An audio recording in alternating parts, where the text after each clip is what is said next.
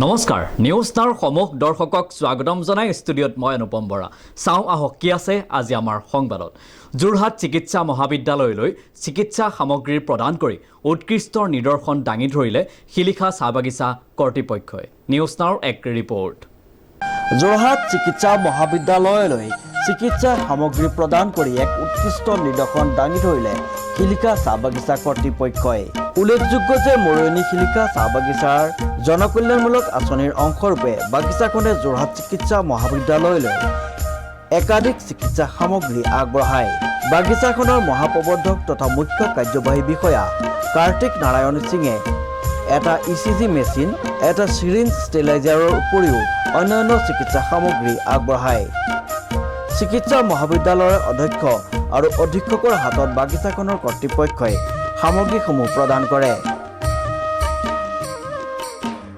We are very proud of our medical college principal and the superintendents. During the corona times, whole world in the panics. Everybody, I appeal to our staff members and executives to do something the betterment of our peoples. One day, myself or my welfare officer, Mr. Bhora, went to the medical college, just see the position of the patients. So people are very चिंतित curious है कि की होबो न होबो Titi, I have talked to our principal, the head office, कि I want to do something about the peoples. Then we have write a letter to the Mariani hospitals, PH hospitals, in Titagar SDO hospitals, and the medical college superintendents. If you want to contribute some things, please, you people tell me. So they will very happy. They will so much happy कि first time Hilka Tea Estate come forward. They were written to letter us कि हमें ये सामान देना चाहिए. Then we provides Mariani and Titavarth. Very recently we have handed over the medical equipment to the JMC in front of the principals and the superintendent along with Neta secretaries Mrs. Sharma, AVIT secretary Dr. Partho and ATPA Mr. Bhuiya and our newly ALC joined here Mr. Datta are very unfortunate. We will invite Honorable Raj Sabha Kamakhya Tasha and ex-MLA Rupjyoti Kurmi and Dr. Apurva Sharma, our medical inspectors. They call us, Singh Sahab, we are preoccupied other place, so you are doing well. Go ahead. हम लोगों का आशीर्वाद आप लोगों के साथ है. Then we go and hand over to the medical equipments.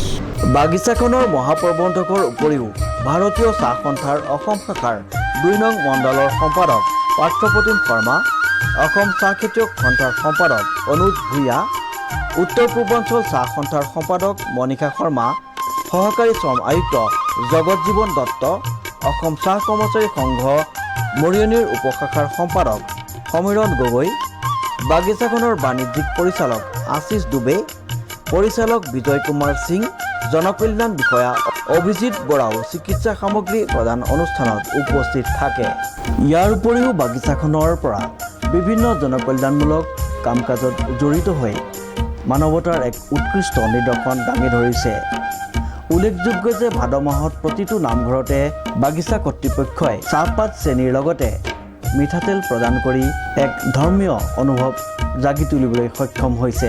ইয়াৰ উপৰিও বানপীড়িত ৰাইজ তথা কৰোনা মহামাৰীৰ সময়ত বিভিন্নজন ব্যক্তিৰ কাষলৈ গৈ তেখেতসকলে সহায়ৰ হাত আগবঢ়াই মানৱতাৰ এক উৎকৃষ্ট নিদৰ্শন দাঙি ধৰিছে। আপোনাক লগ পালোঁ, আপোনাৰ মাধ্যমত আমি কি কৰি আছোঁ সেইটো কথা ক'ব নালাগে, কিন্তু এটা কথা আছে, যদি আমি কিবা কৰি আছোঁ সেইটো কথা যদি বেলেগে নাজানে তেতিয়া বেলেগে কেনেকৈ জানিব কি সেইটো কাম কৰিব লাগে। যিটো কাম কৰিব লাগে সেইটো আপুনি প্ৰচাৰিত কৰিবৰ কাৰণে আমাক এটা মাধ্যম চুনি আছে, এইটোৰ কাৰণে আমি সৌভাগ্যশালী আৰু আপোনাক বহুত বহুত ধন্যবাদ। পুনৰ আপোনালোকক ধন্যবাদ জনালোঁ। আকৌ আমি নিশ্চয় লগ হ'ম। আমাৰ বহুতো জনকল্যাণমূলক আঁচনি এনেকৈ হৈ থাকে, এয়া আপোনালোকৰ সামাজিক মাধ্যমৰ যোগেদি দৃষ্টিগোচৰ কৰিব বিচাৰিছে, এয়া খুব ভাল কথা। আৰু আগলৈও আমি এনে কিছুমান পদক্ষেপ আমাৰ আছে, অনাগত দিনবোৰত সেইবোৰো আপোনালোকে আগুৱাই লৈ যাব বা ৰাইজৰ মাজত প্ৰচাৰ কৰিব বুলি আমি আশা ৰাখিলোঁ। পুনৰ লগ পাম, পুনৰ আপোনালোকক ধন্যবাদ জনালোঁ। মাইনাৰ সহযোগত উৎপল দাসৰ ৰিপৰ্ট, নিউজ নাও 24/7 যোৰহাট। পবিত্ৰ ভাদ মাহৰ উপলক্ষে 1528 চনতেই প্ৰতিষ্ঠা হোৱা ঐতিহ্যমণ্ডিত ঢেকীয়াখোৱা বৰনামঘৰৰ চাফ চিকুণতা কৰি আটক ধুনীয়াকৈ সজাই পৰাই তুলিছে নামঘৰ পৰিচালনা সমিতিয়ে। নিউজ নাওৰ এক বিশেষ প্ৰতিবেদন। 1528 চনতেই স্থাপন হোৱা ঢেকীয়াখোৱা বৰনামঘৰত অহা ভাদ মাহৰ পৰা নাম প্ৰসংগ ভাগ অনুষ্ঠিত কৰাৰ মানস কৰা হৈছে।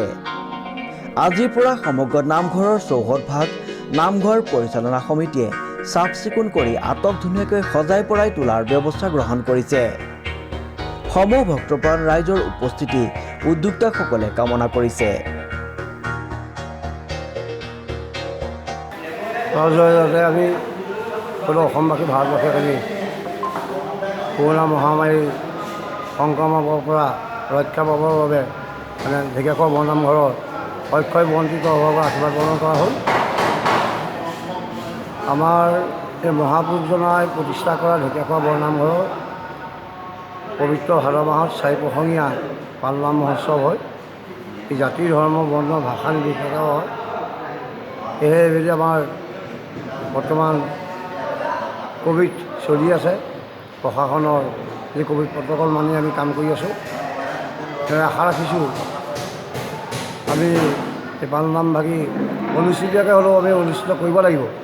সেয়েহে আমাৰ নামঘৰৰ চৌহদ, নামঘৰৰ সংলগ্ন ঘৰসমূহ আমি যেতিয়া ৰাইজ আহি ইয়াত পৰিষ্কাৰ পৰিচ্ছন্নতা দেখে বা সেৱাভাগ কৰিবলৈ আহোঁতে পবিত্ৰতা অনুভৱ কৰে, তাৰ প্ৰতি লক্ষ্য ৰাখি আমি প্ৰাৰম্ভিক কামখিনি কৰি থকা হৈছে। অসীম কুমাৰ বৰাৰ ৰিপৰ্ট, নিউজ নাও 24/7 যোৰহাট। যোৰহাটবাসী ৰাইজলৈ গৌৰৱ কঢ়িয়াই আনিবলৈ সক্ষম হ'ল যোৰহাটৰ সুসন্তান সুমন্ত দত্তই। নিউজ নাওৰ এক ৰিপৰ্ট। যোৰহাটবাসী ৰাইজলৈ গৌৰৱ কঢ়িয়াই আনিবলৈ সক্ষম হ'ল যোৰহাটৰ সুসন্তান সুমন্ত দত্তই।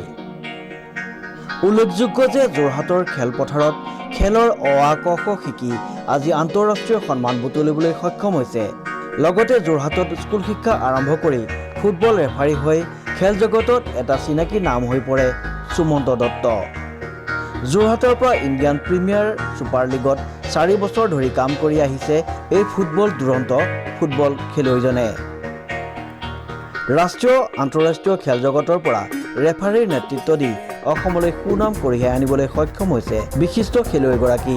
যোৰহাটৰ চেঙেলী গাঁৱৰ পৰা এনে খ্যাতি অৰ্জন কৰা এই খেলুৱৈজন নৱপ্ৰজন্মৰ প্ৰেৰণাৰ উৎস হৈ ৰ'ব। ফিফাৰ যিটো স্বীকৃতি এছিষ্টেণ্ট ৰেফাৰী মোৰ, এইটো আচলতে মই স্বীকৃতি পাইছিলোঁ 2017ত। তো বৰ্তমান এই বছৰ মই 2020-21ত এইবাৰ মই অল ইণ্ডিয়া ফুটবল ফেডাৰেশ্যনৰ তাৰমানে বেষ্ট এছিষ্টেণ্ট ৰেফাৰী হৈছিলোঁ।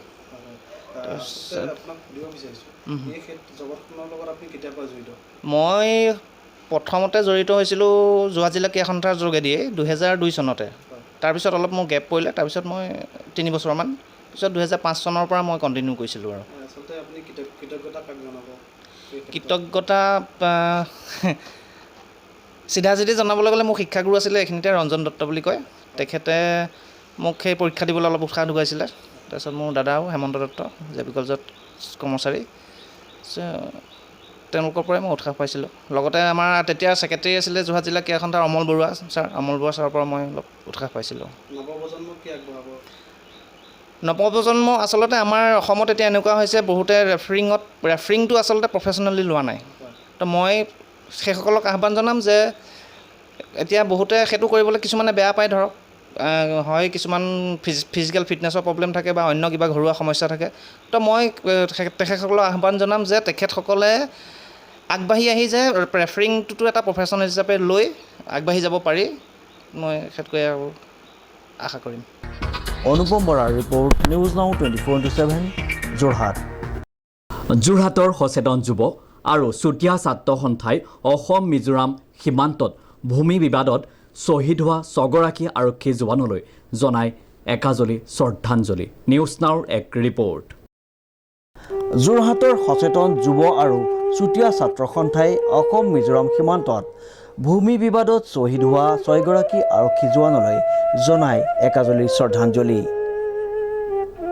আনহাতে যোৰহাটৰ ৰয়েল ৰোডৰ প্ৰগতিকামী যুৱক সংঘই ক্লাবৰ চৌহদত মমবাতি জ্বলাই শ্ৰদ্ধাঞ্জলি জ্ঞাপন কৰে অসম মিজোৰাম সীমান্তত শ্বহীদ হোৱা অসম আৰক্ষীৰ 6জনকৈ জোৱানৰ। উক্ত দুয়োটা অনুষ্ঠানতে ভাগ লয় যোৰহাট আৰক্ষীৰ বিষয়া কৰ্মচাৰীসকল, যোৰহাটৰ বিশিষ্ট অধিবক্তা সুদীপ্ত নাৰায়ণ গোস্বামীৰ লগতে কেইবাজনো গণ্যমান্য ব্যক্তি আৰু প্ৰগতিকামী যুৱক সংঘৰ সদস্যসকল। 26 তাৰিখত যি ঘটনা ঘটিলে আমাৰ অসমৰ জৱানক যেনেকৈ মাৰিলে আজি মিজোৰামৰ জৱান, সবচে ডাঙৰ কথা হ'ল যে আজি ভাৰতবৰ্ষৰ এটা অংগ আমাৰ মিজোৰাম, নৰ্থ ইষ্টৰ এটা অংগ, কিন্তু আজি আমাৰ দেশৰ জৱানক আৰু এটা মানে ষ্টেটৰ জৱান মাৰি আছে, এইটো আমাৰ লাজৰ কথা হৈছে। কেলে ভাৰতবৰ্ষত আজি জনগণ মন অধি নাই হেকৈ জয় হয়ে ভাৰত ভাগ্য বিধাতা, আমি ভাৰতবৰ্ষৰ প্ৰত্যেকটা মানুহ শ্লোগান গাওঁ। আমাৰ সেইটো স্কুলত সৰু বাচ্চাকো শিকোৱা হয়। কিন্তু মিজোৰামৰ চিফ মিনিষ্টাৰক আজি মই তীব্ৰ ভাষাৰ নিন্দা কৰিছোঁ যে আপোনালোকে আমাৰ দেশৰ জৱানক মাৰিছে, আপোনালোকে কৰিছে কি? আপুনিওতো আমাৰ দেশৰ এটা অংগ, আপোনাৰ দেশৰ জৱানটো আমাৰ জৱান হয়, আমাৰ অসমৰ জৱানটো আপোনাৰ জৱান হয়। তো আমি সকলোৱে মিলি আমি এই দেশখনটো চলাব লাগে। কিন্তু আজি এটা কথা, আমি যোৰহাটৰ সচেতন আৰু আমাৰ চুতীয়া ছাত্ৰ সন্থাৰ সহযোগিতাত আজি আমি শ্ৰদ্ধাঞ্জলি পাতিছোঁ। যিসকলে আজি আমাৰ পৰা আঁতৰি গ'ল তাৰ কাৰণে আমি দুখ প্ৰকাশ জনাইছোঁ। আৰু আমি ডক্টৰ হিমন্ত বিশ্ব শৰ্মা ডাঙৰীয়া, তেওঁ আমাৰ মুখ্যমন্ত্ৰী, তেওঁক আহ্বান জনাইছোঁ যাতে এই জৱানক যিসকলে মাৰিলে, যাৰ গৈছে সি গম পাইছে তাৰ ঘৰত কি আজি হৈছে, ঘৰত আজি মাতন হৈ আছে। কিন্তু আজি কথা এটা হ'ল, তাক লৈ যাতে ৰাজনীতি যাতে নহয়, উচিত ব্যৱস্থা কৰি কিনি, উচিত তদন্ত কৰি কিনি আমাৰ ন্যায় লাগে সেই মানুহৰ প্ৰতি। যোৱা 26 জুলাই তাৰিখে অসম মিজোৰাম সীমান্তৰ লাইলাপুৰ অঞ্চলত আমাৰ মিজো আৰক্ষী আৰু দুষ্কৃতিকাৰীয়ে আমাৰ শান্তিপূৰ্ণভাৱে এক সীমা মীমাংসা কৰিবলৈ যোৱা হাইলাকান্দি প্ৰশাসনৰ আৰু আৰক্ষীক তেওঁলোকে অপৰিচিতভাৱে গুলীবৰ্ষণ কৰে আৰু তাত 4জন আৰক্ষী জোৱান তাতে মৃত্যু হয় আৰু এজন অসামৰিক লোকৰ মৃত্যু হয় আৰু বহু লোকৰে আঘাতপ্ৰাপ্ত হয়। আনকি আৰক্ষী অধীক্ষক যিজন আছিল তেওঁৰো ভৰিত আঘাতপ্ৰাপ্ত হ'ল। এই দুখজনক ঘটনা অতি দুৰ্ভাগ্যজনক। এনেকুৱা যাতে আৰু কেতিয়াও নহয়। আমাৰ এনে সীমা বিবাদ অকল মিজোৰাম অসমৰ লগতে নহয়, নাগালেণ্ড, মেঘালয়, অৰুণাচল ইত্যাদিৰ লগতো আমাৰ আছে। এইখিনি আগত প্ৰাণ আহুতি দিয়া যিসকল আৰক্ষী লোক আৰু চিভিলিয়ান নিহত হৈছে, তেওঁলোকৰ প্ৰতি আমি গভীৰ শ্ৰদ্ধাঞ্জলি জ্ঞাপন কৰিছোঁ। যোৰহাটত আজি বিভিন্ন ঠাইত বন্তি প্ৰজ্বলন কৰি তেওঁলোকৰ আত্মাৰ সদগতি কামনা কৰাৰ লগতে শোকসন্তপ্ত পৰিয়ালবৰ্গক আমি সমবেদনা জ্ঞাপন কৰিছোঁ। এই দুখৰ মুহূৰ্তত আমি জনাব বিচাৰি ৰাজনীতিৰ সময় নহয়, আমি অসমবাসী ঐক্যবদ্ধ হৈ থাকিব লাগিব। ইয়াক ক্ষোভৰ বহিঃপ্ৰকাশৰ সময় যদিও আমি আমাৰ সংযম ৰক্ষা কৰি আমি আচলতে সকলো ঐক্যবদ্ধ হৈ আছোঁ, এই কথাটো আমি আমি বাৰ্তা সকলোকে আমি দিব লাগিব। আৰু যিসকল বৰ্তমান চিকিৎসাধীন অৱস্থাত আছে সেই আৰক্ষীসকলৰ আমি আশুআৰোগ্য কামনা কৰিছোঁ। খুব পৰিতাপৰ কথা, এনেধৰণৰ ঘটনা যাতে পুনৰ অসমৰ ভূমিত সংঘটিত নহওক। অসমৰ সীমাক লৈ কেইবাখনো চুবুৰীয়া ৰাজ্যৰ লগত আমাৰ নাগালেণ্ডৰ লগত নিৰৱচ্ছিন্ন সংঘৰ্ষ হৈ আছে। বহু লোকে তাত ইতিমধ্যে প্ৰাণ আহুতি দিছে। ঠিক সেইদৰে মিজোৰাম, মেঘালয়ত অনুৰূপ পৰিস্থিতি, অৰুণাচলৰ লগতো। এই সকলোখিনি ৰাজ্য অসমৰ বুকুৰ পৰাই সৃষ্টি হোৱা কালত আৰু বৰ অসমৰ তেওঁলোক অংগ আছিলে। এতিয়া তেওঁলোকে যিহেতু আমাৰ প্ৰতি মনোভাৱ সলনি কৰিছে, কেন্দ্ৰীয় চৰকাৰেও আচলতে সীমাটো নিৰ্ধাৰণ কৰি দিয়াটো অতি প্ৰয়োজনীয়, কিয়নো এই সীমা বিবাদৰ কাৰণে বহু ক্ষতি হৈছে, উন্নয়ন স্থবিৰ হৈ পৰিছে সীমান্ত অঞ্চলত। আৰু এই দীৰ্ঘদীয়া সমস্যা হৈ থকাটো, স্থিতাৱস্থা বাহাল থকাটো আমি নিবিচাৰোঁ। যিদৰে নাগালেণ্ডৰ দিছৰভেলীত ঘটনা সংঘটিত হৈছে, নাগালেণ্ডৰ গোচৰটো অসম চৰকাৰেতো উচ্চতম ন্যায়ালয়তো আজিৰ পৰা বহু বছৰ আগতে 1988 চনতে তাত উত্থাপন কৰিছিলে, কিন্তু সেইবোৰ আজিলৈকে কেন্দ্ৰীয় চৰকাৰৰ একমাত্ৰ হেমাহিৰ কাৰণে আজিলৈকে হৈ উঠা নাই। আমি বিচাৰোঁ কেন্দ্ৰীয় চৰকাৰে তৎকালীনভাৱে ব্যৱস্থা ল'ব লাগে। এনেধৰণে আমাৰ মাজত বিভাজনৰ নীতি তেওঁলোকে প্ৰয়োগ কৰি আমাৰ সমাজখনক ধ্বংস কৰিব নালাগে, আৰু যিমান পাৰে সিমান সোনকালে এটা স্থায়ী সমাধান কৰি এনেধৰণে যাতে নিৰীহ লোকে প্ৰাণ আহুতি দিবলগীয়া নহয়, এটা সুস্থিৰ পৰিৱেশ, উন্নয়নৰ বাতাবৰণ যাতে সৃষ্টি হয় তাৰ ব্যৱস্থা ল'ব লাগে। ইয়াকে মই আজি কামনা কৰিছোঁ। Bureau report, news now 24/7 Jorhat. জনবসতিপূৰ্ণ অঞ্চল ৰজাবাৰী মিছন কম্পাউণ্ডত জাবৰ পেলোৱাক লৈ ৰাইজ অসন্তুষ্টি। নিউজ নাওৰ এক ৰিপৰ্ট। জনবসতিপূৰ্ণ অঞ্চল ৰজাবাৰী মিছন কম্পাউণ্ডত জাবৰ পেলোৱাক লৈ ৰাইজ অসন্তুষ্ট। উল্লেখযোগ্য যে এই জনবসতিপূৰ্ণ অঞ্চলতে সভ্য সমাজত বাস কৰা শিক্ষিত মানুহে ঘৰৰ পেলনীয়া জাবৰ পেলাই কদৰ্যময় পৰিৱেশ সৃষ্টি কৰাৰ অভিযোগ উত্থাপিত কৰিছে স্থানীয় ৰাইজে। এই কদৰ্যময় পৰিৱেশক লৈ ৰাইজে উপায়ুক্ত আৰু আৰক্ষী থানাতো এখন এজাহাৰ দাখিল কৰিছে।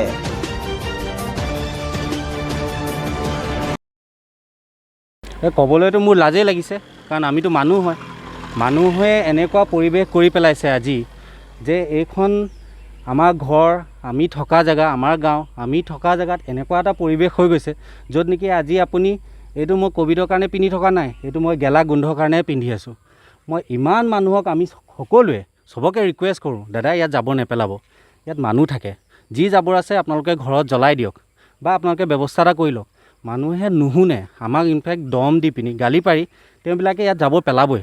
আপোনালোকে নিজে দেখিব যে কি নাই ইয়াত, লেতেৰা ডাইপাৰ, লেতেৰা বেডশ্বীট, ক'ভিডৰ পেচেণ্টৰ দৰৱৰ, কাপোৰৰ চব চিন পাব আপোনালোকে ইয়াত। ইনফেক্ট জীৱ জন্তু, হাড়, এই মুৰ্গী কাটিলে মুৰ্গী, পাখি পৰ্যন্ত, আৰু হাড় মানে আপোনালোকে যি ধৰণৰ হাড় বিচাৰে চব হাড় ইয়াত। কোনটো অঞ্চলৰ মানুহে ইয়াত জাবৰ পেলাই বুলি আপুনি ভাবে? ওচৰ চুবুৰীয়া আমাৰ ওচৰ চুবুৰীয়া, এইফালে ওচৰ চুবুৰীয়া মানুহ আছে, আৰু আপোনালোকে অলপ আঁতৰৰ পৰা কাৰণ ওচৰ চুবুৰীয়া মানুহে যেতিয়া পেলায়, আঁতৰৰ মানুহে আৰু সাহস কৰে পেলাবলৈহি। আমি কথা পাতিছিলোঁ, আজিও আমি উপায়ুক্তৰ কাৰ্যালয়লৈ গৈছিলোঁ। আমি DCP কবিতা কাকতি বাইদেউৰ লগতো কথাখিনি পাতি আছোঁ, আৰু ইনফেক্ট আমি গাঁওবুঢ়াকো জনাইছোঁ, পঞ্চায়তৰ সভাপতিকো জনাইছোঁ। জনাই পেলাই আমি গাঁৱৰ সকলোৱে ৰাইজে মিলি ইয়াৰ ওপৰত এখন FIR আমি ৰাজহুৱা FIR এখন দিম, যাতে এই জেগাখনত নেক্সট টাইম আৰু কোনোবা যাতে যাব নিপেলাওক। কাৰণ আজি কেইদিনমান আগত পানী হৈ গৈছে, ইয়াত গোটেই গাঁও পানীত ডুবি আছে, কিন্তু আমি গোটেই গাঁৱৰ ল'ৰাখিনি আহি পেলাই যেতিয়া ইয়াত জাবৰখিনি আঁতৰাইছোঁ, তেতিয়া আপোনাৰ ড্ৰেইনটো ক্লিয়াৰ হৈছে আৰু গোটেই গাঁৱৰ পানীখিনি টানি ওলাই গৈছে। গতিকে এই জাবৰখিনিৰ পৰা আমি বিভিন্ন ৰকমৰ বেমাৰেই হওক, পানীয়ে হওক, সকলো বস্তু আমি ইয়াত ফেচ কৰিবলগীয়া হৈ আছে। Bureau report, news now 24/7 Jorhat. আগবাঢ়িছোঁ আজি শেষৰটো বাতৰিলৈ। 25 জুলাই দেওবাৰে যোৰহাটৰ ৰৰৈয়াস্থিত CRPF 119 নং বেটেলিয়ানৰ উদ্যোগত অনুষ্ঠিত কৰা হয় বৃক্ষৰোপণ কাৰ্যসূচী। নিউজ নাওৰ এক ৰিপৰ্ট। 25 জুলাই দেওবাৰে যোৰহাট ৰৰৈয়াস্থিত 119 বেটেলিয়ন CRPFৰ কেম্পত এক বৃক্ষৰোপণ কাৰ্যসূচী পালন কৰা হয়। উল্লেখযোগ্য যে ভাৰত চৰকাৰৰ গৃহ মন্ত্ৰালয় গৃহমন্ত্ৰী অমিত শ্বাহৰ নেতৃত্বত সমগ্ৰ ভাৰতবৰ্ষতে কেন্দ্ৰীয় ৰিজাৰ্ভ পুলিচ বলক আৰু অধিক সুৰক্ষাৰ বাবে সমগ্ৰ ভাৰতবৰ্ষত বৃক্ষৰ ৰক্ষিতা অভিযান অনুসৰি উত্তৰ পূৰ্বাঞ্চলৰ ৰাজ্যৰ কেইখনত 1 লাখতকৈ অধিক বৃক্ষৰোপণ কাৰ্যসূচী হাতত লোৱা হৈছে। যোৰহাটৰ ৰৰৈয়াস্থিত 119 বেটেলিয়ন কেন্দ্ৰীয় ৰিজাৰ্ভ বাহিনীৰ দ্বাৰা স্বচ্ছ আৰু সেউজীয়া পৰিৱেশ অতুল ৰক্ষাৰ উদ্দেশ্যে 1000তকৈ অধিক গছপুলি ৰোপণ কৰা হয়। উক্ত অনুষ্ঠানটিত ভাগ লয় 119 বেটেলিয়ন কেম্পৰ সমূহ বাহিনীৰ লগতে বিষয়ববীয়াসকলে। অনুষ্ঠানটিত মুখ্য অতিথি হিচাপে থাকে পুলিচ মহানিৰীক্ষক Sabarjit Singh, commandant Jagmohan Bhagat, commandant Rajesh Kumar, second commandant Rajan Kumar Barua, Shyamal Kumar Basu, উপ commandant Amit Jha, deputy commandant Iqbal Ahmed, সহ কমান্ডেন্ট শভু সিং, সহ কমান্ডেন্ট বৰখা সিং, ডক্টৰ কল্পনা লাইসराम।